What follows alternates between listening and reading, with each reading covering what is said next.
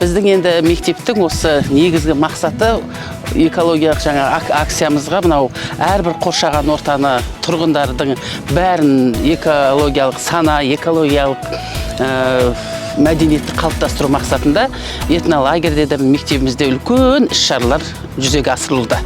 Соның бірінде енді мына мәдениет қалыптастыруда мынау қоғамдық игіліктерге дұрыс қарау, соны қалай көзқарастарын өзгерту мақсатында бізде қазіргі таңда этнолагерьде мынау текемет дайындау, содан кейін сармайды қалай өндіру, сол жұмыстары балалардың өздерінің қатысуымен жүзеге асырылып жатыр.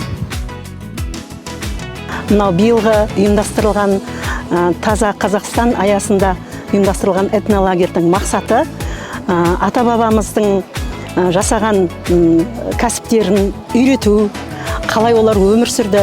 Мынау қазір қойды қырқып жүнді қоқысқа тастап жатыр. Соны қайта жаңғыртып, ол өте таза өнім екенін балаларға түсіндіріп отырмыз.